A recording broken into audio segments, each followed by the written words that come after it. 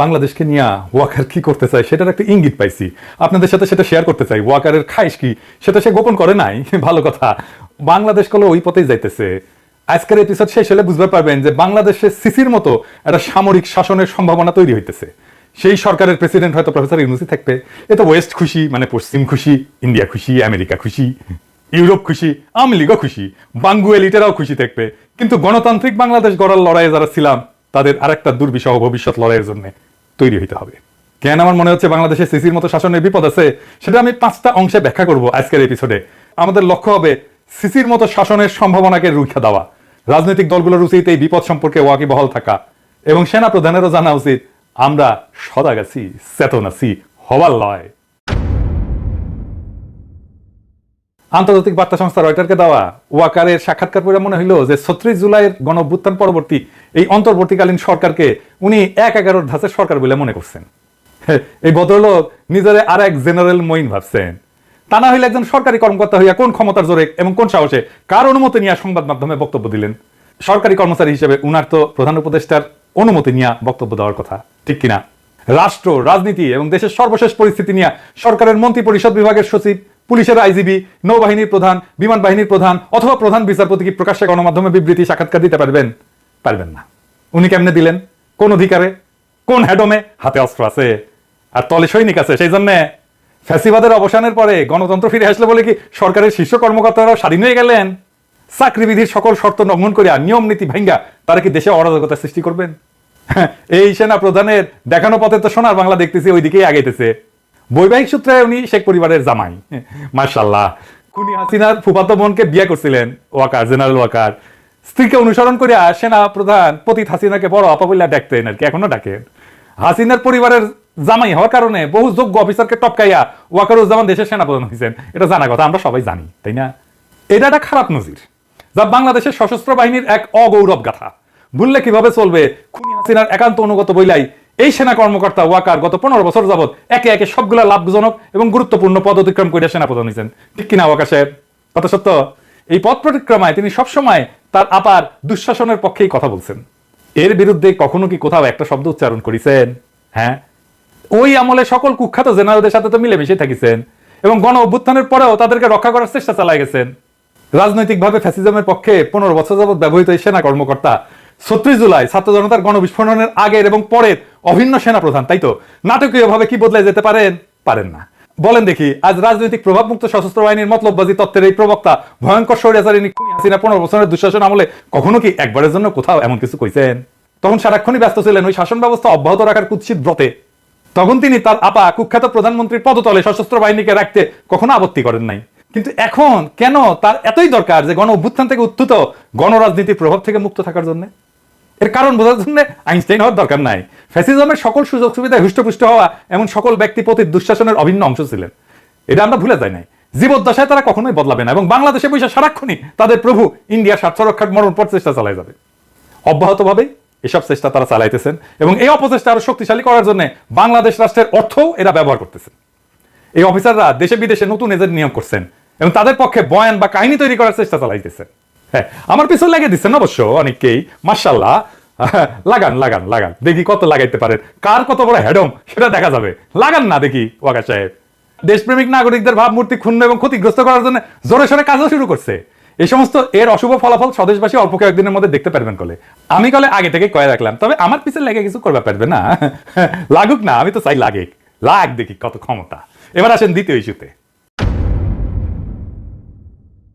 ওয়াকার সাহেব ঘোষণা করলেন না আগামী 18 মাসের মধ্যে সাধারণ নির্বাচন অনুষ্ঠিত হওয়া উচিত। বাহ, ভালো কথা। বাংলাদেশ সেনাবাহিনীর মাঝারি মানের এই অফিসার এককভাবে নিজের মতামত দিচ্ছেন বলে দেশপ্রেমিক তরুণ অফিসার এবং সৈনিকেরা কিন্তু মনে করে না। তরুণ অফিসার এবং সৈনিকেরা ওনার আদ্যপান্ত জানেন, তাই মনে করেন ইন্ডিয়ার কুখ্যাত গোয়েন্দা সংস্থা র অথবা খুনি হাসিনার মতো কেউ তাকে পেছন থেকে নাচাইতেছে। আর একটা হইতে পারে উনি সবকিছু নায়ক হিসেবে নিজেকে জাহির করার লোভ সামলাইতে ব্যর্থ হইতেছেন, নাকি লোকটা নিজেকে জাতির সামনে একজন বিশ্বস্ত এবং গুরুত্বপূর্ণ ব্যক্তি হিসেবে আত্মপ্রকাশের চেষ্টা করতেছেন। ওই সাক্ষাৎকারটা যদি আপনারা পর্যালোচনা করেন নিবিড়ভাবে, তাহলে জরুরি কয়েকটা উপাদান কিন্তু পাওয়া যাবে। কি কি?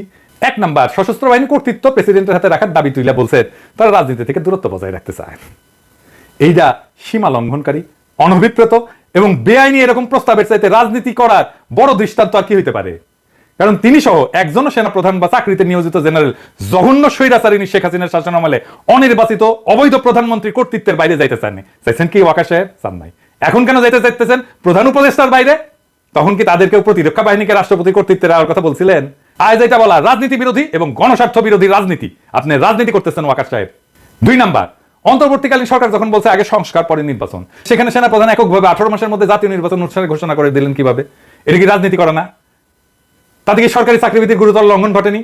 3 নাম্বার, ওয়াকার সাহেব যখন বলে যে গণতন্ত্র উত্তরণ ঘটা উচিত, তার মানে কি তিনি পরোক্ষভাবে বলতেছেন খুনি হাসিনার উৎখাতের দিন অর্থাৎ 5ই আগস্টের আগে বাংলাদেশে গণতন্ত্র ছিল? মানে ওয়াকার সাহেব নিজের অজান্তেই ফ্যাসিজমের পক্ষে কথা কইতেছেন। 4 নাম্বার, কিছু সামরিক কর্মকর্তা সাবেক প্রধানমন্ত্রী বা স্বরাষ্ট্রমন্ত্রী সরাসরি নিয়ন্ত্রিত সংস্থাগুলোতে কাজ করার সময় নিয়মের বাইরে গিয়া কিছু করতে পারেন বলিয়া এই সাক্ষাৎকারে সন্দেহ প্রকাশ করছেন জেনারেল ওয়াকার। ওয়াকার সাহেব মস্করা করেন আমাদের সাথে, হ্যাঁ, যেখানে সারা দেশের মানুষ নিশ্চিতভাবে জানে এই সকল সংস্থার দায়িত্ব পালনকারী শীর্ষ ব্যক্তি সহ অনেক অফিসারই নিয়মিতভাবে গুম, খুন, দস্যুবৃত্তির মতো ভয়াবহ বেআইনি কাজে জড়িত ছিলেন। 5 নাম্বার, প্রধান উপদেষ্টা জাতিসংঘের সাধারণ পরিষদের অধিবেশনে যোগদানের নির্দেশের অনহর সময় সাথে সাথে মিলায় প্রকাশিত হইল সেনা প্রধানের এই সাক্ষাৎকার। আর এতে দেখা যাচ্ছে যে লোকটা পরিপূর্ণভাবে ইন্ডিয়ান রাজনৈতিক অভিসন্ধির প্রতি সাই দিয়া নির্বাচনের সময়সূচি ব্যক্ত করতেছেন এবং পতিত সরকারপন্থী জেনারেলদের কিছু শর্ত অন্তর্বর্তীকালীন সরকারের সামনে তুলে ধরতেছেন। চাকরিবিধি লঙ্ঘন করে এমন উদ্ধত্তপূর্ণ আচরণের জন্য সেনা প্রধানের বিরুদ্ধে ডক্টর মোহাম্মদ ইউনূস কি কোনো শাস্তিমূলক ব্যবস্থা গ্রহণ করবেন? হ্যাঁ, পারবেন না উনি করতে। সেই জন্য আমি মনে করি যদি সেটা না করেন তাহলে তাকে এখন থেকে এই সমস্ত গণবিরোধী জেনারেলদের শর্তেই দেশ পরিচালনা করতে হবে। আমার প্রফেসর ইউনূসকে নিয়ে এইটা সবচেয়ে বড় অভিযোগ। কেন এটা আমি আবার বলবো, আবার আরো ব্যাখ্যা করে বলবো যে প্রফেসর ইউনূস সেনাবাহিনীর এই দুর্বৃত্তগুলো ইচ্ছা অনুসারে দেশ চালাইতেছে। বিএনপি, জামাত, বৈষম্য বিরোধী ছাত্র আন্দোলন সহ গণ অভ্যুত্থানে অংশগ্রহণকারী সকল দল, সংস্থা এবং পক্ষকে এই নতুন বাস্তবতা কিন্তু বুঝতে হবে এবং এর বিরুদ্ধে ঐক্যবদ্ধভাবে রুখে দাঁড়াতে হবে। তা না করতে পারলে ভিন্ন রূপে ডেলে সাজানো ফ্যাসিবাদের নবছায়া গণতন্ত্র শূন্যতা, অধিকারহীনতার মধ্যে ইন্ডিয়ার কর্তৃত্বের অধীনে বসবাস করতে হবে। আমি বলে রাখলাম, লিখে রাখতে পারেন। এইবার আসেন তৃতীয় ইস্যুতে। ওয়াকার সাহেব যখন নিজের এখতিয়ারের বাইরে বিষয় নিয়ে নিয়ম নীতির সকল সীমা লঙ্ঘন করে কথা বলেন, দেখা যাচ্ছে আমাদের মিডিয়া তখন তা তুলে ধরতে ভয় বা লজ্জা পাইতেছে। লজ্জা নারীর ভূষণ এবং প্রথম আলো ডেইলি স্টারের ভূষণ। কিন্তু এটা কেন হবে? গণমাধ্যম কি এখনো খুনি হাসিনার শাসনামলে গড়ে ওঠা ভীতির পুরানো মানসিকতার রাজত্বে বসবাস করতেছেন, নাকি তারা জেনারেল ওয়াকারকে খুনি হাসিনার বনজামাই ভাইবা এখনো সন্ত্রস্ত থাকে, তাকে সমীহ করে? আচ্ছা, আরেকটা জিনিস বলি, আপনারা বলেন তো দেখি, জেনারেল ওয়াকার সামরিক বাহিনী সম্পর্কিত কমান্ড, নিয়ন্ত্রণ কাঠামো এবং নিয়ম নীতি সম্পর্কে কি অবগত না? যদি তা না হইয়া থাকে তাহলে কিভাবে তিনি ডিজিএফআই, এনএসআই, এনটিএমসি এইগুলোর মতো সংগঠনগুলোতে নিজের নিয়ন্ত্রণে নিলেন? নিজের নিয়ন্ত্রণে নিছেন এটা জানেন তো? আদতে এগুলোর নিয়ন্ত্রণ প্রধান উপদেষ্টার হাতে থাকার কথা। তো প্রফেসর ইউনূসকে অতিরিক্ত কাজের বোঝা মনে করে এগুলো দায়িত্ব সেনা প্রধানকে সামলাইতে দিচ্ছেন। শুধু তাই না, ডিজি, বিজিবি, ডিজি আনসার, র্যাবের অফিসাররা কেন স্বরাষ্ট্র উপদেষ্টাকে টপকায় বা উপেক্ষা করে সেনা প্রধানের কাছ থেকে নির্দেশ নিতেছেন জানেন নাকি? এটা কিন্তু হইতেছে। দাপ্তরিকভাবে মূল বস প্রধান উপদেষ্টা হওয়ার পরে সশস্ত্র বাহিনী বিভাগের প্রিন্সিপাল স্টাফ অফিসার কেন সেনা প্রধানের কাছ থেকে সিদ্ধান্ত নেন? প্রধানমন্ত্রী বা প্রধান উপদেষ্টার পরিবর্তে রাষ্ট্রপতির হাতে সশস্ত্র বাহিনীর দায়িত্ব রাখার পরামর্শ দেওয়ার ক্ষমতা জেনারেল ওয়াকারকে কে দিছে? তিনি কি সংবিধান সংস্কারের জন্য গঠিত কমিশনকে প্রচ্ছন্নভাবে দিক নির্দেশনা বা হুকুম দিতেছেন? দেখা যাক আমাদের সেই প্রবাসী পণ্ডিত আলী রিয়াজ কার সাথে আপোষ করেন, কাকে ভয় পান এবং কার ইঙ্গিতে উঠবস করেন, দেখবনি আমরা। বর্তমানে এটা স্পষ্ট যে সশস্ত্র বাহিনীর উপরে প্রফেসর ইউনূসের কোনো নিয়ন্ত্রণ নাই। আমার এইটা চিন্তা এবং আমি প্রফেসর ইউনূসকে প্রথম থেকে বলে আসতেছি, আপনার নিয়ন্ত্রণ নিরঙ্কুশ করেন, আমরা সমর্থন দেব বলে আসছি কিন্তু। এবং এটার ফলেই জেনারেল ওয়াকার প্রকাশ্যে এসে অনবরত বিভিন্ন বিতর্কিত বিবৃতি দিচ্ছে, ফলে পরিস্থিতি ক্রমশ ঘোলাটে হচ্ছে। রয়টার্সের সঙ্গে জেনারেল ওয়াকারের সাক্ষাৎকারে যে চিন্তাটা জনমনে সবচেয়ে বেশি ধাক্কা দিছে তা হইল রাষ্ট্রপতি এবং প্রধানমন্ত্রীর ক্ষমতার ভারসাম্য রাখা এবং সশস্ত্র বাহিনী রাষ্ট্রপতির অধীনে থাকা। কল্পনা করেন, সশস্ত্র বাহিনীর নিয়ন্ত্রণ গণতান্ত্রিক ধারায় অবাধ এবং সুষ্ঠু নিরপেক্ষভাবে নির্বাচিত সরকারের অধীনে নাই, আছে একজন মনোনীত রাষ্ট্রপতির হাতে, সুপ্পুর মতো লোকের হাতে। সেই সরকার কি কখনো স্বাধীনভাবে চলতে পারবে? বাংলাদেশে পাকিস্তানের চিহ্ন দেখতে পারতেছেন না? ইমরান খানের যে দশা হয়েছিল এরকম হবে না? পাকিস্তানের মতো জেনারেল সাহেবদের গুতায় জনগণের ভোটে নির্বাচিত রাজনীতিবিদদের শাসন কি কখনো কার্যকর হবে? হবে না। ঠিক ওইটাই চাইতেছে ওয়াকার। আমাদের মতে এটা ভীষণ বিপজ্জনক একটা প্রস্তাব। আপনি মহান ন্যায় করছেন ওয়াকার সাহেব এই প্রস্তাব দিয়া। আপনি ভাইবেন না আপনার চালাকি আমরা ধরতে পারবো না।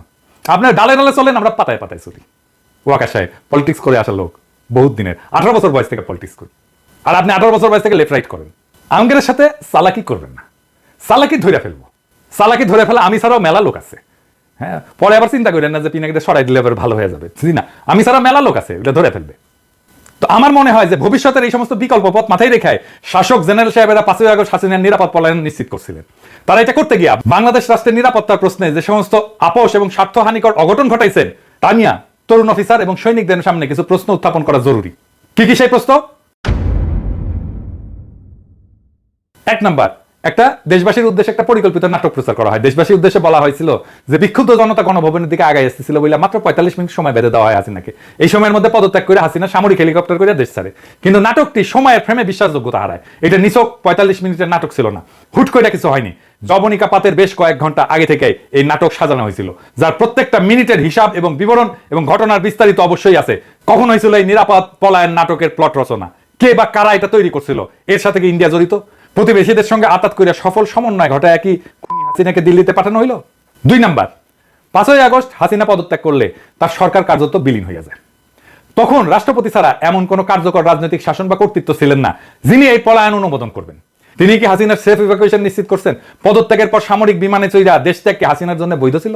গণভবনের পেছনে এসে হেলিকপ্টার চইরা কুর্মিটোলা বিমান ঘাটিতে, সেইখান থেকে C-130 বিমানে চড়ায় সীমান্ত পাড়ি দিয়া ফ্যাসিস্ট হাসিনাকে দিল্লি নিয়ে যেতে কে নির্দেশ দিয়েছিলেন? বিমান বাহিনী প্রধান। বিমান বাহিনী প্রধান কি একাই এই অপরাধপূর্ণ সিদ্ধান্ত নিয়েছিলেন, নাকি অপরাপর চেইন অফ কমান্ড বা সার্ভিস চিফদের সাথে পরামর্শ করে এই অপকর্মটা সম্পন্ন করছিলেন? 3 নাম্বার, ওই যে নাগরিক টিভিতে সাকিবের সাথে টেলিফোনে কথা বলার সময় ওয়াকা সাহেব একটা প্রকাশ্য বিবৃতি দিয়েছেন, সেখানে বলছেন হাসিনার দেশ ত্যাগের খবরটা তিনি কারো কাছ থেকে শুনছেন। শুনেন কি বলে। প্রথম কথা হচ্ছে যে আমি তো পলিটিক্যাল পার্টিগুলোর সাথে ডিসকাশন করছিলাম, তখন আমাকে সামবডি সে যে উনি তো চলে যাচ্ছে, উনি is on the runway, he has taken off. তো এটা আমি জানতাম না যে that she is leaving the country. কি কইলো শুনলেন তো? সেই সময়টাতে নাকি তিনি সকল রাজনৈতিক দলের নেতা, ছাত্র নেতা এবং নাগরিক সমাজের ব্যক্তিদের সাথে সেনা সদরে ছিলেন। সেক্ষেত্রে যে প্রশ্ন অমীমাংসিত থাকে তা হইল, সেনা প্রধান তখন কেন সেনা সদরে এই সমস্ত অতিথিদের আমন্ত্রণ জানাইছিলেন? 4 নাম্বার, বাংলাদেশ বেসামরিক বিমান চলাচল কর্তৃপক্ষ কি খুনি হাসিনার ইন্ডিয়া যাওয়ার ফ্লাইট ক্লিয়ারেন্স ছাড়পত্র পাইছিল? যদি না পাইয়া থাকে তাহলে খুনি পালালো কার সহায়তায়? পলায়নরত স্বৈরাচারিণীর বিমানের ট্রান্সপন্ডার কেন বাংলাদেশের আকাশ সীমা অতিক্রম করা পর্যন্ত বন্ধ রাখা হয়েছিল? এতে কি ওই বিমানে থাকা সকল যাত্রীর জীবন বিপন্ন হওয়ার হুমকির মধ্যে ছিল না? 5 নাম্বার, ফ্লাইটে হাসিনার সঙ্গে আর কে কে ছিল? ওই আরোহী তালিকা কোথায়? ক্রু কারা ছিল? SSF এর PGR এর কোন সদস্যরা খুনির সঙ্গে উঠছিল? ওই বিমানে থাকা সব যাত্রী কি বৈধ ভিসা ছিল? 6 নাম্বার, পালানোর নিরাপদ পথ তৈরি করে দিতে ইন্ডিয়ার সঙ্গে যোগাযোগটা কে করে দিছিল? এই আলোচনার মধ্যস্থতা কে করছিল? খুনি হাসিনার নিরাপদ পালানোর বিষয়ে রাজনৈতিক দলের নেতা, ছাত্র নেতা এবং নাগরিক সমাজের কর্তা ব্যক্তিদের মধ্যে কারা সম্মতি দিছিল? আমরা মনে করি এই প্রশ্নগুলোর উত্তর জানা খুবই গুরুত্বপূর্ণ কর্তব্য। বাংলাদেশের নাগরিকদের, বিশেষ করে আন্দোলনে অংশগ্রহণের ছাত্র জনতা, জুনিয়র অফিসার এবং সৈনিকদের এই সমস্ত তথ্য জানার অধিকার আছে। অথচ এখন পর্যন্ত ডক্টর মোহাম্মদ ইউনূসের অলস, অকেজো, অথর্ব, বুড়া হাবরার অন্তর্বর্তী সরকার এই বিষয়ে সম্পূর্ণ নীরব। এইবার আসেন চতুর্থ ইস্যু নিয়ে আলাপ করি। সেনাবাহিনী কি মাতৃভূমি রক্ষা করতে প্রস্তুত? দেশে বড় যে কারণ দেশবাসীর চোখের আড়ালে রাখা হইতেছে তা হইল বাংলাদেশের সীমান্ত এখনো অস্থিতিশীল। সীমান্তে ঠিক ওপারে আরাকান আর্মি এবং মিয়ানমার সরকারি বাহিনীর মধ্যে লড়াই চলমান। রোহিঙ্গারা এখনো নিজের ভূখণ্ডে নির্যাতিত। আজও তাদের দেশ থেকে বাধ্য করা হচ্ছে। আরো শরণার্থী আমাদের দেশের দিকে ঠেলে দেওয়ার অপচেষ্টা অব্যাহত আছে। এই সুযোগে কুকি চিনরা বেশ সক্রিয় হয়েছে। ইন্ডিয়ার মণিপুর, মিজোরাম এবং বার্মার চীন রাজ্যের স্বগোত্রীয়রা আতাতে আমাদের পার্বত্য চট্টগ্রামের বিশাল একটি অংশ নিজেদের বলে দাবি করতেছে। আপনারা সবাই জানেন PCJSS এবং UPDF পার্বত্য চট্টগ্রামে নিজেদের নিয়ন্ত্রণ নেওয়ার চেষ্টা করতেছে। সার্বভৌমত্ব রক্ষার প্রশ্নে এমন হুমকি মোকাবেলায় আমাদের সশস্ত্র বাহিনীর পরিকল্পনা এবং প্রস্তুতি কতটুকু তা দেশবাসীর জানা প্রয়োজন। পাশাপাশি ইন্ডিয়া অবিরতভাবে তার বল প্রদর্শন করতেছে।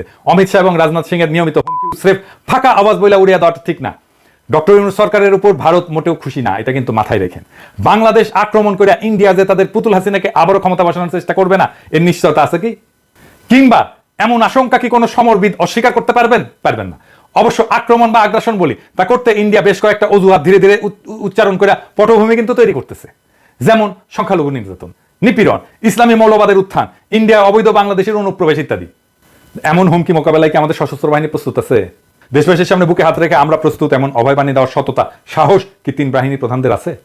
সেনাপ্রধান জেনারেল ওয়াকারুজ্জামান, নৌবাহিনীর প্রধান রিয়ার অ্যাডমিরাল নাজমুল হাসান এবং বিমান বাহিনীর প্রধান মার্শাল হাসান মাহমুদ খান কি দেশবাসীকে পরিপূর্ণ আশ্বাস দিতে সক্ষম যে তারা বহিঃশত্রুকে মোকাবেলার পুরোপুরি তৈরি আছেন? আগে তো এই কাজটা করবেন। বাংলাদেশের রাজনীতি নিয়ে মাথার একেবারে পোকা উঠে গেছে না? নিজের কাজের খবর নাই, রাজনীতির খবর নিয়ে মাথা গরম করে বসে আছেন। খুনি হাসিনার পতনের আগে 19 জুলাই রাতে সারা দেশে কারফিউ জারি এবং সেনা মোতায়েন করছিল তৎকালীন ফ্যাসিস্ট আওয়ামী লীগ সরকার। কিছু দলবাজ আর্মি অফিসার তখন বিক্ষোভরত নিরস্ত্র ছাত্র জনতার দিকে গুলিও ছুড়ছে, মারাও গেছে ওই গুলিতে। আমাদের কাছে ভিডিও আছে। গণ অভ্যুত্থানের পর প্রতিষ্ঠিত অন্তর্বর্তীকালীন সরকার এখন সেনা কর্মকর্তাদের ম্যাজিস্ট্রেসির ক্ষমতাও দিছে। এমত অবস্থায় জেনারেল ওয়াকার সাহেব কি আমাদের আশ্বস্ত করতে পারবেন তথাকথিত জননিরাপত্তার কাজে দীর্ঘমেয়াদে সেনাবাহিনী মোতায়েন করে রাখার কারণে সেনাদের দেশ রক্ষার মনোবল, লড়াইয়ের পূর্ণ ক্ষমতা এবং দক্ষতা অক্ষুণ্ণ আছে কি? তিনি কি নিশ্চিত করবেন ওনারা সত্যিই রাজনীতি মুক্ত এবং এখন কেবলই দেশ